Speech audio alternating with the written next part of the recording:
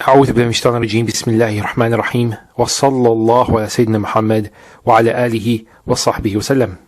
So what I'm going to do is go through the first section of this ayah, inshallah. And I'll be going through aspects in grammar as well as rhetoric, inshallah. So this ayah follows the previous one, which talks about Dhul Qarnayn going on his journey. And there it says, hatta, until. So hatta is used for an end point. So he went on his journey until he reached this particular point. An example of hatta being used, it says, Sumtu Ramadana hatta yawm al-fitr. I fasted Ramadan up until the day of Eid al-Fitr. So hatta denotes an end point. Now in this case, it's not talking about the end of his journey. He had more traveling to do, but it talks about reaching a point when something significant happened. So he traveled until, so hatta idha. Idha, actually, plays a dual role here. It's an adverb of time, it's a dharf, zaman. It's also a noun of condition. The fact that it's a noun of condition, there would be what we call fi'lu shart and jawabu shart. So in other words, what's happening here, it's saying idha, when balagha, when he reached Maghrib al-Shams, he found it. In other words, for this to happen, it would rely upon this. So when he reached it, the setting of the sun, he found it, the sun setting in a spring of dark mud. So this actually is a conditional sentence. Another example of this in the Quran, in the same surah, we have, this is talking about Musa alayhi salam and Al-Khidr alayhi salam, where it says فَانْطَلَقَا. So they set out حَتَّى إِذَا. Same wording here. حَتَّى إِذَا رَكِبَا. Until when they embarked فِي السَّفِينَةِ, on the ship. خَرَقَهَا. So when they boarded, Al-Khidr alayhi salam tore it open. So فِعْلُ الشَّرْط جواب الشَّرْط. He would not have been able to tear it open if he had not boarded the ship. So this is a conditional sentence also, similar to in the ayah. So in other words, what's happening here is that this has been narrated from the perspective of Dhul Qarnayn, because it's a conditional sentence. When he reached Maghrib al-Shams, he found it. And it was actually from the perspective of Dhul Qarnayn, because had Dhul Qarnayn not reached this point, he would not have seen it. Okay? Now, I've spoken about the word wajada in another video, and to add to what I said before, it's actually used for perceiving something with one of the five senses. That's actually one of the meanings of it. So whether it's sight, smell, touch, hearing, you can use wajada for that. And it's also used for strong emotional states. So hatta idha balagha, to reach.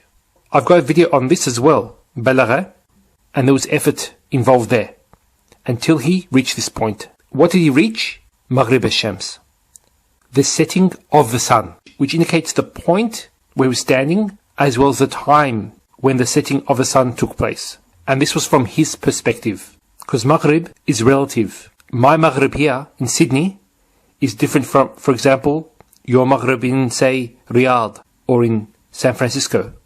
Okay? And so when he reached Maghrib al-Shams, he found it, meaning the sun. This is referring to the sun. تَغْرُبُ فِي عَيْنٍ, setting in a spring. حَمِئَةٍ, a dark spring or a muddy spring. Now, this sentence here, تَغْرُبُ فِي عَيْنٍ حَمِئَةٍ, this sentence actually is known as a jumla haliyah. When we talk about the jumla haliyah, we're talking about a temporary state. So for example, here we have two sentences. وَجَدْتُ الشَّمْسَ طَالِعًا, I saw the sun come out. So طَالِعًا is the temporary state of the sun. And we also have وَجَدْتُ الشَّمْسَ تَطْلَعُ مِنْ وَرَاءِ الْجَبَلِ, which is I saw or I perceived the sun coming out from behind the mountain. It doesn't mean that the Shams comes out from behind a mountain, because as I said, the verb wajada or here وجدت, it refers to perceiving something with one of the five senses. You can't smell the sun, you can't hear the sun, but you see the sun. So in other words, تغرب في عين حمئة is actually the state of the sun as he perceived the sun. And he saw it, or perceived it, the sun, after بلغ مغرب الشمس, after he reached the setting of the sun. So what we can say is, from all this, is that this is obviously not describing a natural phenomenon that we can all see. It's talking from the perspective of Dhul Qarnayn. That's very obvious. Secondly, now I'm going to touch a bit on rhetoric, inshallah. For example, if we want to talk about a natural phenomenon of the sun as a universal law, for example, in the ayah, الشمس والقمر بحسبان, the sun and the moon move by precise calculation. And this is related to their nature, that they move with absolute precision. Notice here, Shams is the subject. Now where's the Shams mentioned here? Here we have Maghrib al-Shams, which is the setting of the sun. And we have here this Dhamir, this pronoun, which is the object. You wouldn't use a conditional sentence from the perspective of Dhul Qarnayn to describe a natural phenomenon. That's the first point I want to mention. Secondly, when manifestation of Allah's power in the universe is mentioned, then this is accompanied by one or more of the following. And they are that Allah is mentioned in the context, specification, and there needs to be the plural of majesty. Now, based on the context, Allah is not mentioned in this ayah, in the context of the sun setting. We do have here Allah mentioned, قُلْنَا, that's the plural of majesty, Ya Dhul Qarnayn, but this is used because of revelation to Dhul Qarnayn. When revelation is mentioned, you have the plural of majesty being used. But it wasn't used in the context of what Dhul Qarnayn saw. And there's no specification, and there's no plural of majesty. And Allah is not mentioned in this section. Now, with examples of this, we have the ayah that I showed you just a minute ago. الشمس والقمر بحسبان. If you look at the context of that, it starts off with الرحمن علم القرآن خلق الإنسان علمه البيان, and so on. And then you get to الشمس والقمر بحسبان. This surah mentions the blessings of Allah subhanahu wa ta'ala. The whole surah. It was mentioned in the context of Allah's blessings. And Allah was mentioned, Ar-Rahman. Example of specification. We have the ayah, وَهُوَ الَّذِي, and it is He who created. So that's a typical way that you mention the creation of Allah subhanahu wa ta'ala. هُوَ الَّذِي خَلَقَ. I have listened on specification if you want more information about that. And you can see clearly that the surah is speaking about the sun, the moon, the day and night. And this is not from the perspective of anyone. This is a general verse regarding these creations. And the final example is regarding the plural of majesty. So here twice it's been mentioned. فَفَتَقْنَاهُمَا وَجَعَلْنَا. We separated them, we, and وَجَعَلْنَا. And we made from water every living thing. So this is talking about creation, how the world began, and here the plural of majesty is being used. Over here, nothing of that sort. We don't even have, for example, الشمس تغرب في عين حامئة. It's وجدها. He perceived it with his eyes. Next we're going to be talking about sentence structure. So, for example, the ayah says ووجدها تغرب في عين حامئة. This في عين حامئة is a prepositional phrase, a jar majroor. And this is associated to this verb here, تغرب. Where is the setting? في عين حامئة. That's where it's setting. And the verb تغرب, what does it mean? It doesn't mean to enter into. It means to disappear. Now, if, for example, this jar majroor was brought in front, we can bring it in front and make this jar majroor, or preposition phrase, be associated to wajada. This would actually change the meaning.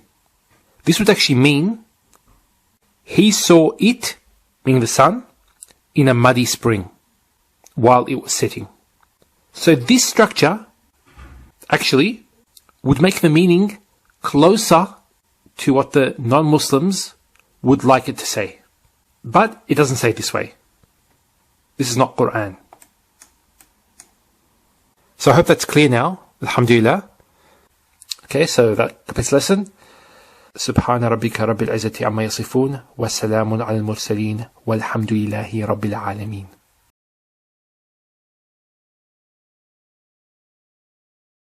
فاتبع سببا حتى إذا بلغ مغرب الشمس وجدها تغرب في عين حمئة ووجد عندها قوما.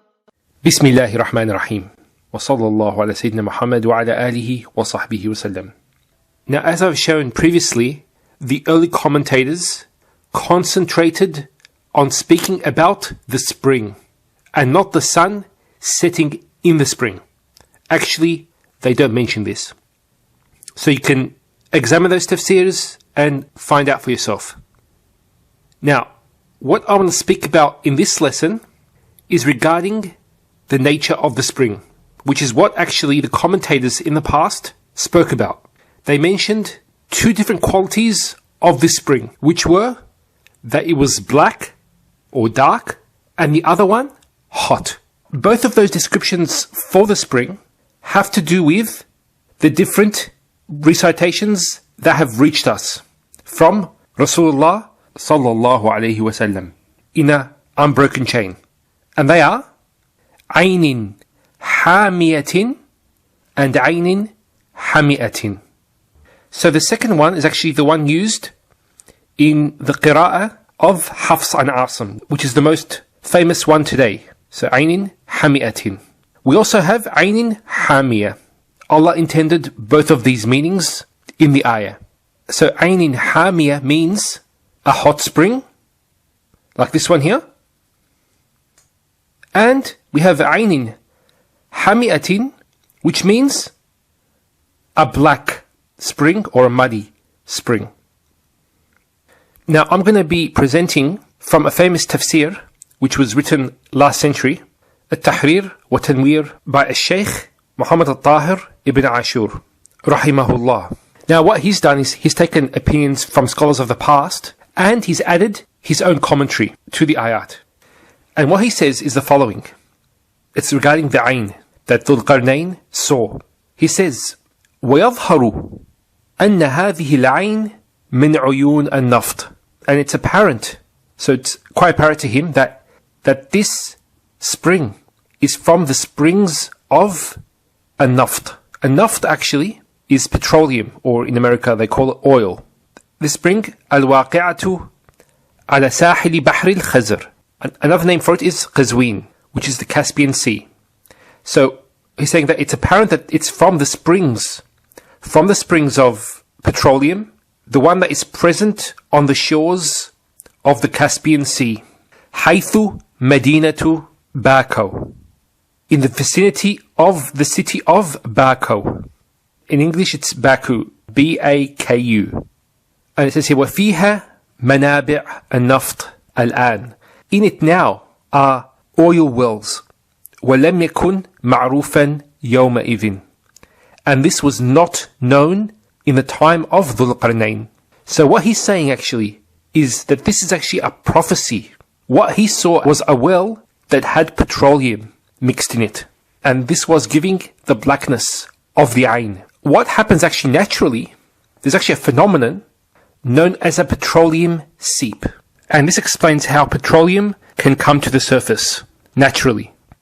And it says here, petroleum seeps are quite common in many areas of the world. And that's obviously the ones that are rich in oil. Now, this is actually the area that he was speaking about, Baku. And that's the Caspian Sea there. And this is actually an area with a large oil industry. Now, let's actually look at a satellite view of this. And that's the area here that Ibn Ashur was speaking about. Another point is there's actually volcanic activity in this area. And there are a lot of hot springs as well. What he might have seen was a hot spring that had a petroleum seep. And that matches perfectly with the ayah, with both of the recitations, Hamia and Hamia. Now, a few questions. Now, if you want to mention this fact in the Quran, which surah would be the surah that you would mention it in? The one that would be most relevant. This story is mentioned in the surah of the Quran, which the Prophet ﷺ asked us to recite each week on Friday. So there's relevance to us. And also, it is a protection from the trials of the Dajjal at the end of time. So, the most relevant surah where petroleum would be mentioned is Surah Al-Kahf. And that's where it's mentioned. Second question. If petroleum is mentioned, it's mentioned in a way that somebody saw it. Which personality in the Quran, prophets, righteous people, whoever it is, which one would have been the best person to observe it and for it to be relevant to him? In my opinion, it's Dhul Qarnayn. And the reason why I say this is because Dhul Qarnayn was a world leader and the superpower of his time. Petroleum and world power are connected as we see today. There are wars going on today because of petroleum. And so the fact that Dhul Qarnayn saw this spring is quite remarkable. He saw something which was going to become the product or the thing that is most sought after in order to become a superpower. That's very interesting. And some other points about this. The ayah talks about him discovering the spring as the sun set. Now it's interesting because when we talk about time, the time that mankind has been on this earth, we can describe it as a day. Now, sunset actually is a metaphor for the end of time.